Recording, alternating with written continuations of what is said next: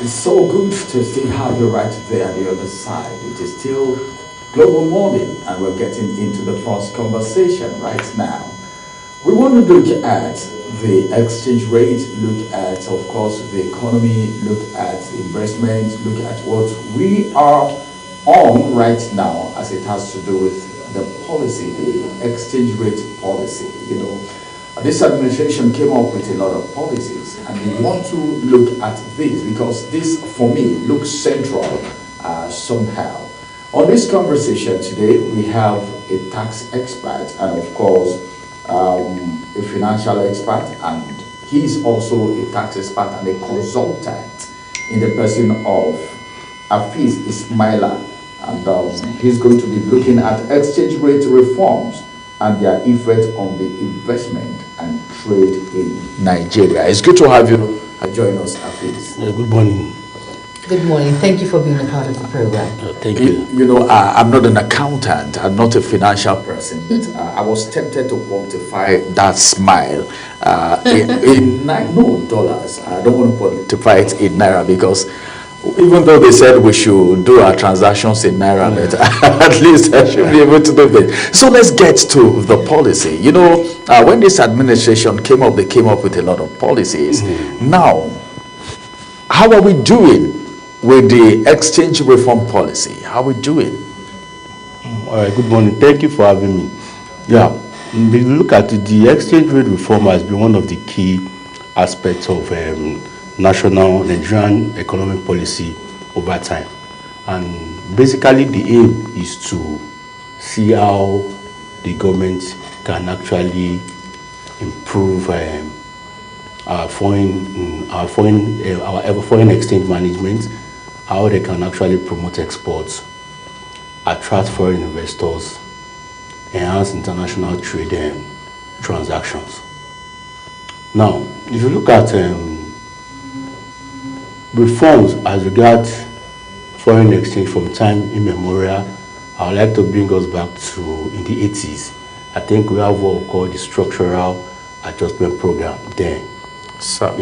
SAP, yes, which gives more control to the public to determine the price of how foreign exchange prices is at that particular point in time. And then thereafter, I think we also have the Dutch program between 2002 and 2006. Then before the commencement of this present administration, I think I know about that one very well because I was in the bank then. During the late Mohamed Buhari administration, we have the aspect where 41 items does not have access to foreign exchange in order to boost local production. Then we have what we call the I&W window, importer and exporter window, to also came into effect during that period. Then since the beginning of this current administration, that was in 2023, we now have the foreign exchange liberalization, whereby they now unified all the foreign exchange, the multiple windows that we have were now being unified. So at that point, we now begin to see the true value of our naira, because naira got depreciated at that particular point in time. And we need to give kudos to the current management of the monetary authority, in the sense that we will see that there have been a lot of stability in the foreign exchange market in the past 1 or 2 years now, in the sense that if the prices have not gone below above 1,400, if you go and check day in, day out.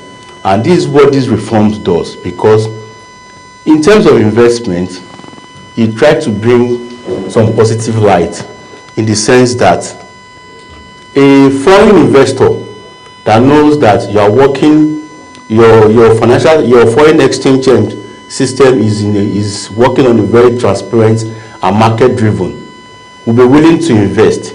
At the moment they invest, they know that they can easily convert their profit and have access to foreign exchange. And I think that is one of the good things that this current government have actually done. And if you look at it, since the commencement of this administration, we've been seeing a lot of foreign transactions that the government of today have been signing. If we don't have a foreign exchange system that is well transparent, that is market driven, I don't think those kind of transactions can be consummated. And we can also see improvement in our export too as well over the time now, because Nigerian export is now growing faster than import. So I think it's a good step in the right direction. It's one of the key national economic policies that governments just have to do to ensure that they can actually attract foreign investor into our economy, foreign direct investment into our economy. Because these are things that actually build public confidence. And I think that is one of the things that also the current CBN governor tried to fight, to ensure that no, this public confidence is being sustained so that we can have foreigners coming and investing in physical assets in our country in order to boost our economic growth. Now, for me, what are the challenges surrounding all of these circumstances when it comes to reforms and, of course, the effect on investments when it comes to trade in Nigeria? Let me first speak about negative. One of our key problems in Nigeria is policy inconsistencies in our policies. If a particular party is in power today and a new person, maybe a new party takes over, I think it's expected for that new party to review the existing policy to know whether it is more profitable, or it is more profitable or more material for them to continue or to start afresh.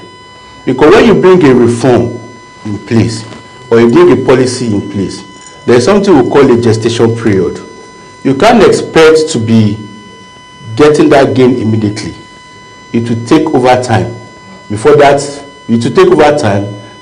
policy will begin to materialize and be bringing positive impacts into the economy. So one of our key challenges in Nigeria today is policy inconsistency.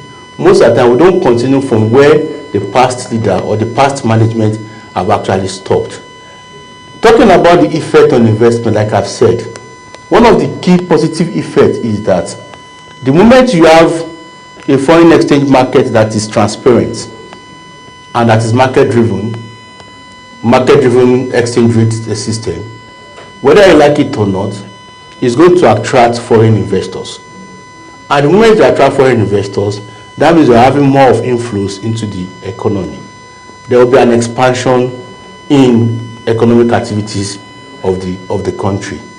Because a foreign investor that wants to come and invest in your company will need to carry out an analysis to check, to see whether the policy in place will actually favor them or not. Everybody wants that once they put in their $1 here or $1 here, at the point where they have made profit and they need to convert this naira to dollar, they will have access to foreign exchange to be able to repatriate their funds back to the provider of those funds. So in reality, reforms it attracts foreign investor, it promotes exports. It promotes exports and it brings some level of financial stability if those reforms are actually being constructed well to actually address the key challenges that we have in the economy. All right, let me take you back to that first response you gave while you were talking about the stabilization of the exchange rate. Yes. Now, you said for like 2 years, it has been stable on 1.4, 1,003, but not to 1,400 per dollar. Okay. If you check. But then, is that the best we can do? Because we're talking about, though I know it's better than when it was hitting almost 2,000 and above. I know it's better. But is that the best we can do for a nation like Nigeria, where our naira used to have value back in the days? Okay, the reality is that you can't give what you don't have. Now, if you want your naira to be stronger, all we need to do is to increase our export earnings. The moment you have high level of export earning, more inflow of USD will come into the economy. That is to say, exports should be more than imports. But if we are still depending more on imports, you can't expect the naira to be strong. Power before now, when you are seeing dollar was being treated at 800, 700, it was because it was being subsidized.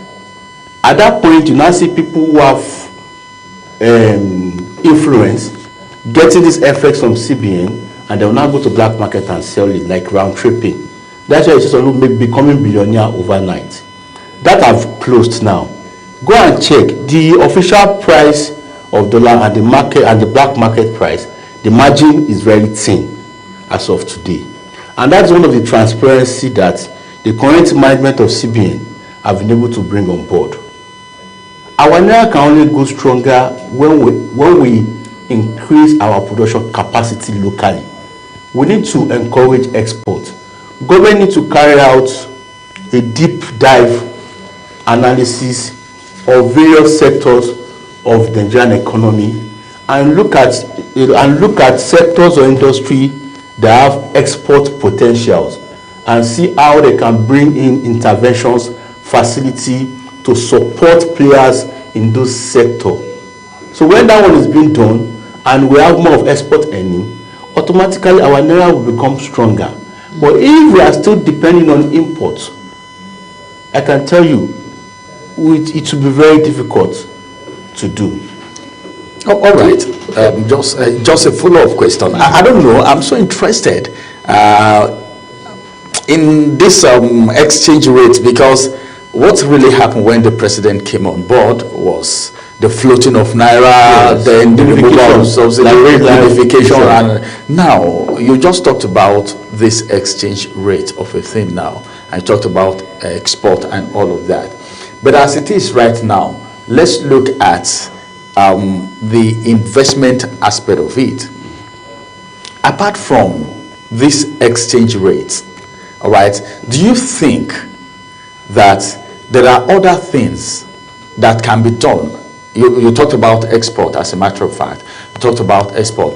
Do you think there are other things that can be done for our naira to have more value? Take, for instance, what the Senate was proposing, that transactions in Nigeria should be strictly in naira and not in dollar. What difference would that make if it is really enforced?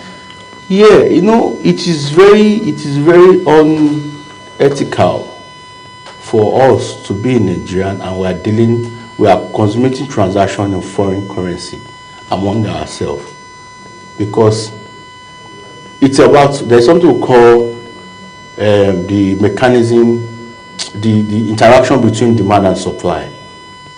You know, if we don't reduce dollar expense, our naira cannot be strong. Okay. You understand my point? That means there are more demand for dollar. Yeah. I want to go to Transcorp for a weekend. Transport is telling me I have to pay in dollar. I want to go to Fraser Suit and I'm in Nigeria and they are telling me I have to pay in dollar, not in the local currency. At that point, we are increasing the demand for dollar.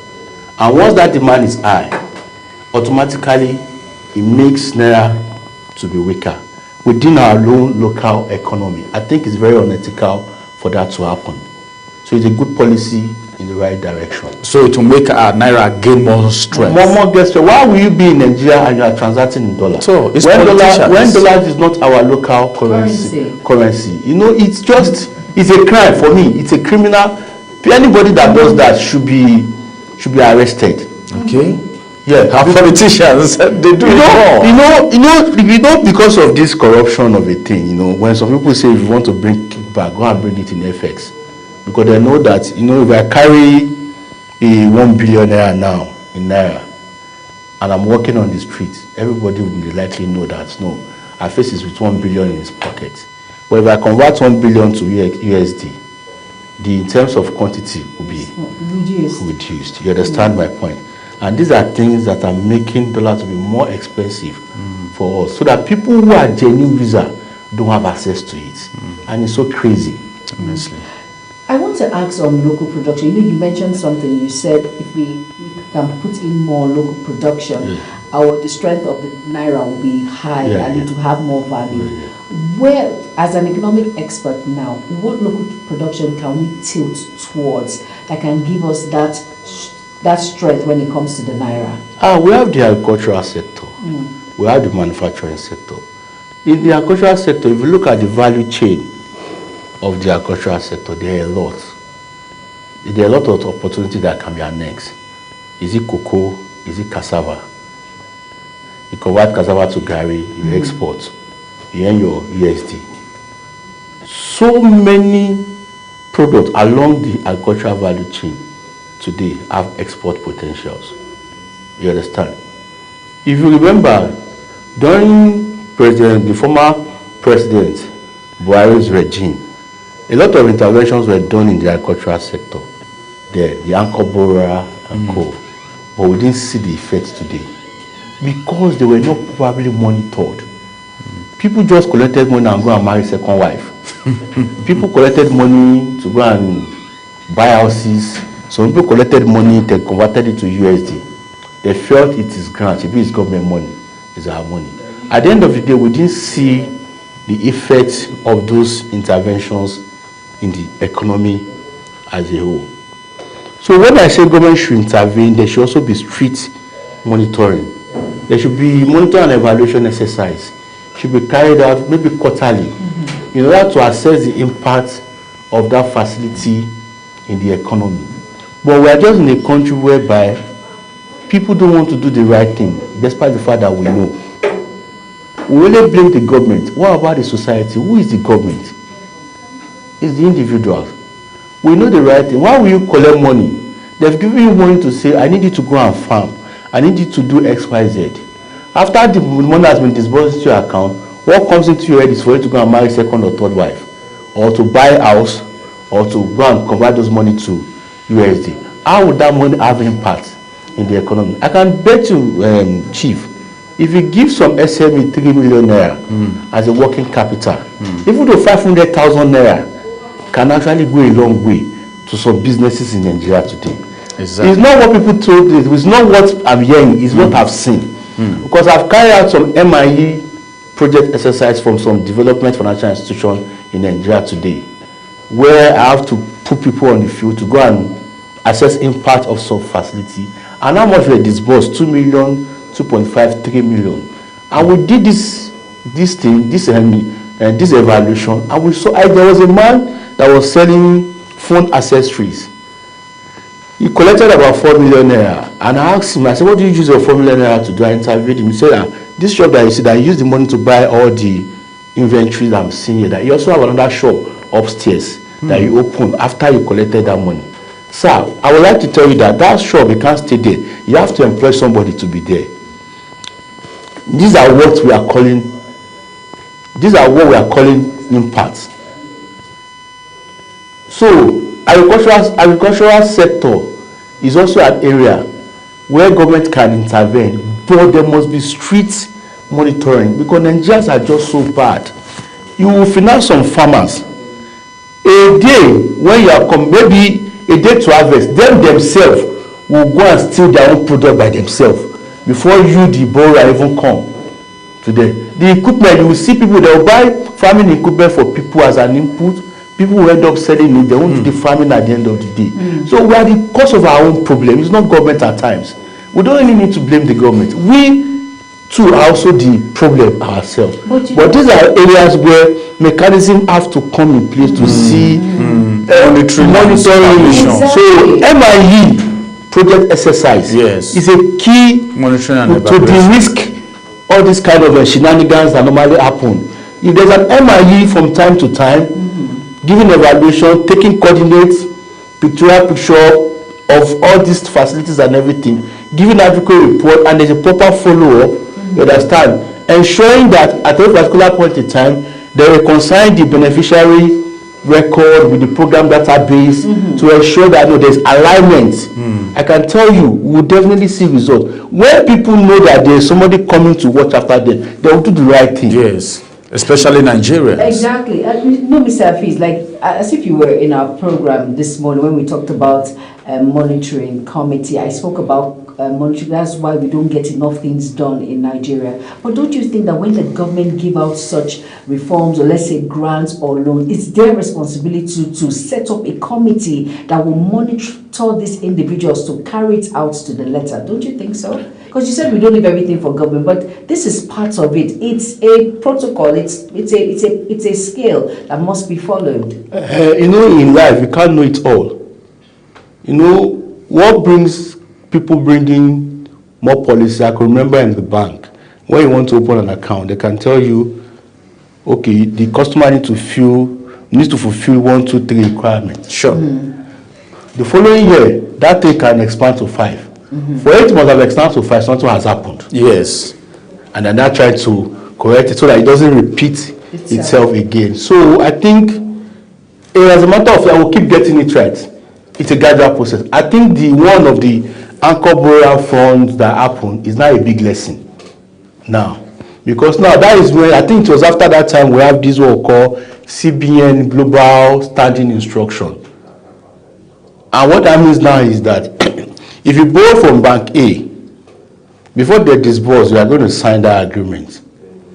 If your facility is not performing, let's say you borrow from Access Bank, and your facility is not performing, and they discover that you have money in Guarantee Trust Bank, they can use your fund in Guarantee Trust Bank to offset the Access Bank facility. We don't have that before.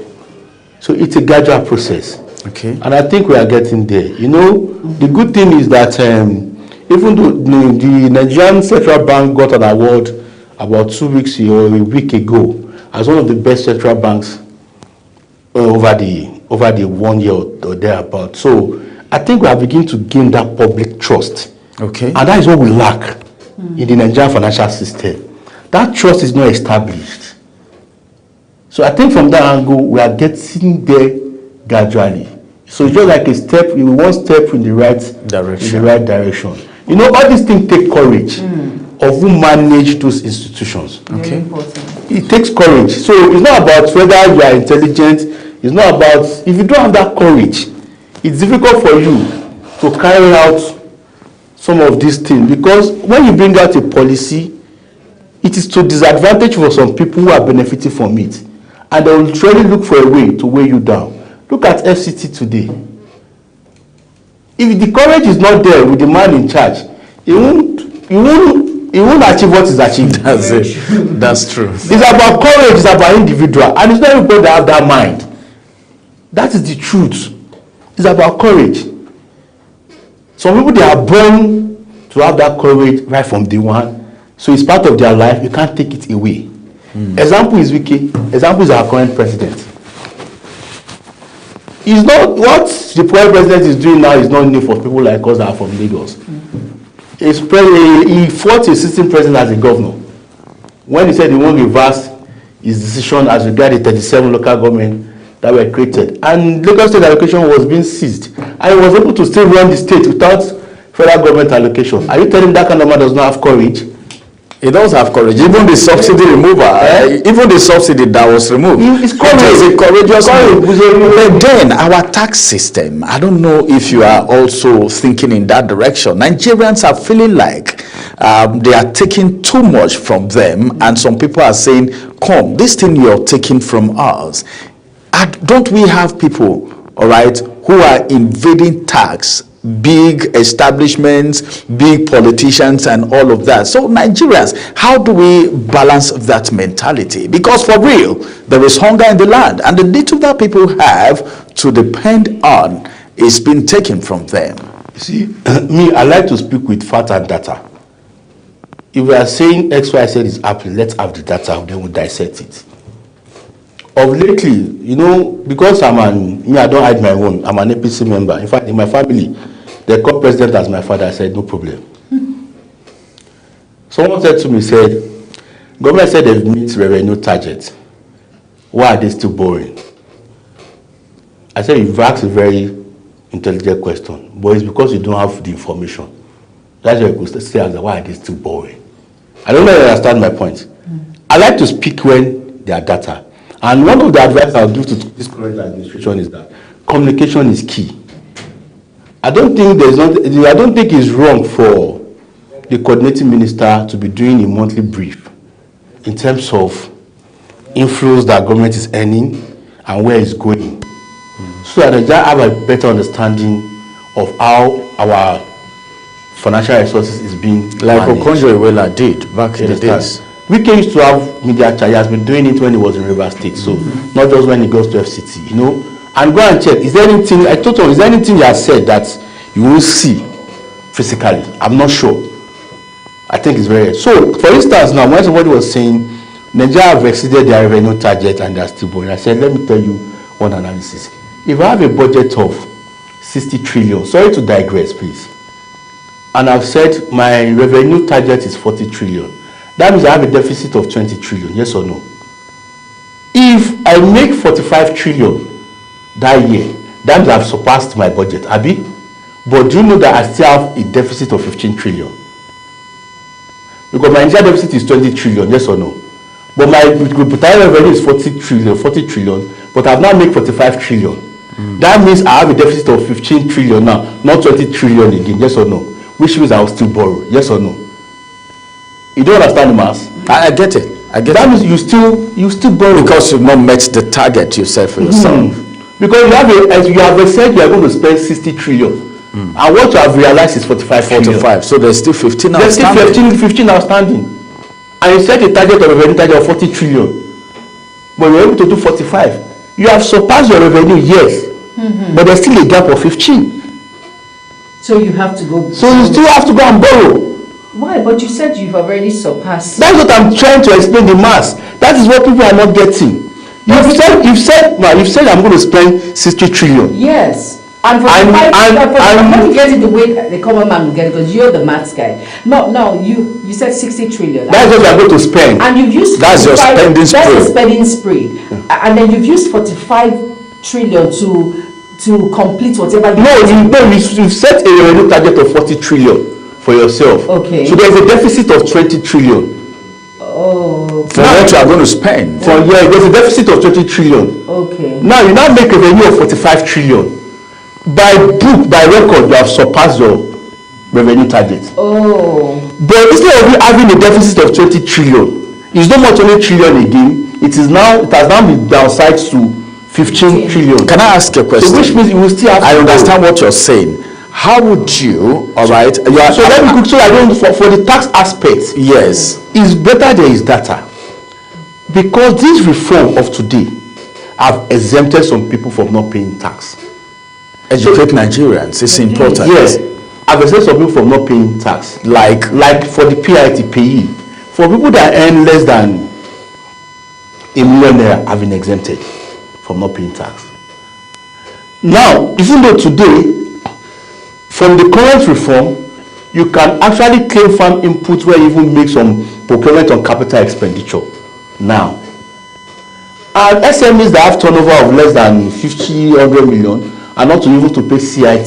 So if you are not saying people say they are being taxed, we need to see there is a difference between taxes and charges. We need to understand that fact. There are differences. Like for example, now people should not be mistaking stamp duty, 50 naira, yes, as tax. It's not tax.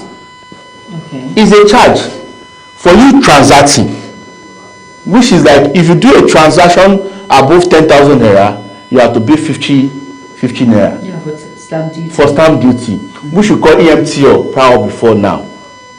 You understand? So people need to understand all this because that is why I said if I'm going to speak, I like to have data. When we look at the data, we dissect it, then I can make my own side to say, okay, this is what I know I can understand about this thing. Like when people challenge me about the government borrowing, that was my response. I said, let's look at the budget.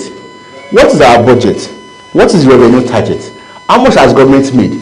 If government has made more than what they've budgeted, and it's not up to the total expenditure, they still have to borrow. The question will now be, where is the borrowing going to? So is it proper to spend more than your budget? Exactly. No, you can't spend more than your budget. So why will you be budgeting? You say you want to spend 60, all right, and you are setting a target of 40. What is that? That 40 is the revenue you say you are going to make. Not what revenue is what will fund the budget. So when your revenue is not up to your expenditure, it runs into a deficit. And deficits also have to be funded. So that I don't want us to digress from our current topics of today. I just have to chip in. No, it's important. No, it's important. Because we just talked about the difference between taxing and charges. I want to know what's the difference, because many people think when you take 50 naira out of that 10,000 naira transaction, tax has been paid. So explain it to us. What's the difference? What is the tax? What is the so who is charging? The government or the service provider? Exactly. Tax is on your income or profit. Okay. So if someone that earns 10,000 naira, just an example now, just to make it light. Revenue is different from profit. When we say profit, you must have taken expenditure from your revenue. So tax is always on income or profit. Okay. Okay. The one we experience in the banks, they are not taxes, they are charges for transaction. It's just like you account maintenance charges now that you know as COT. You should call it down tax. No. That's the you understand? Those are charges in line with the kind of peculiar transaction that you are doing. Okay. You understand? So we need to understand the narrative. That is why some aboki who are very smart, I respect those guys that do POS. If you say you want to transfer to them, if it is 10,000, they will say no, God, don't do 10,000, do 999. So it doesn't cross the borderline for 15 charges. All right. See, we don't have time. There is something that I would have loved you to talk about, and that is the acquisition of a tax certificate. Because we're a consultant, I know a lot of people like, if I want to do this kind of business, I'm supposed to have this kind of certificate and all of that. Yes, a lot of Nigerians don't have idea until they get to that point and they say, okay, bring this. Then they say, I need it. Yes. Then they start running helter-skelter. In just 1-2 minutes, can you just throw a little light? Because you're a professional. In fact, I didn't read out all your qualifications because of our time. You are a consultant, and you know what it means. So what does a business person, all right, need, the certificates they need as it has to do with taxation, tax? You see, this is not for everybody. Tax clearance certificate is just a confirmation to say XYZ is compliant. Okay. So it's not in all cases this is being required. Government obligation is just pay. The moment you pay and you are going to a transaction or activity that demand for it, then you can now request for TCC and they will go back and check your record. As XYZ been paying tax. If the answer is there, they give you the necessary form, you fill and they produce it. They produce certificate. Yes. Okay, so it is when it is required that you go looking for the certificate. Yeah, but it is mandatory for you to ensure you file your annual returns as an individual. That's what I'm saying. How do you do that? That's what I'm saying. That's what that language sounds very ambiguous in the ears of a lot of Nigerians. Now, and that is why I said, we still have communication issues. Yes, exactly. We have communication issues. Even though we don't work in a organized organization where they deduct pay mandatory from your salary, as an individual, you can walk into the nearest tax office and tell them that you want to fulfill your tax obligations, and they will ask you questions. You may not even need to get a consultant if you know you are well learned enough to do so. And they'll give you a form, they will request for your bank's statement. Do you have tax ID? Once you fill, they will check your bank statement, look at your level of activities, and they will assess you. All right. And tell you this is what your liability is. Okay. And if it is okay by you, you pay. And if you need a certificate they issued, if you say you don't need, but your record is there. Okay. All right, Mr. Hafiz, we would have loved to continue because thank God you faulted the people who are supposed to do the education. But then, so good that you're here today to educate Nigerians. And of course, they've learned that at a point in time, you need to at least know what pay is, deduction from salaries and all of that, and certificate. Thank you very much, Hafiz Ismaila, for joining us on the conversation today. Thank you for having me. All right, everyone. We've been able to do justice. Our guests have been able to do justice to this topic. We will take a quick break. After this break, we'll get into the second conversation for you with another a very important guest that would be bringing the conversation alongside with us. Stay with us.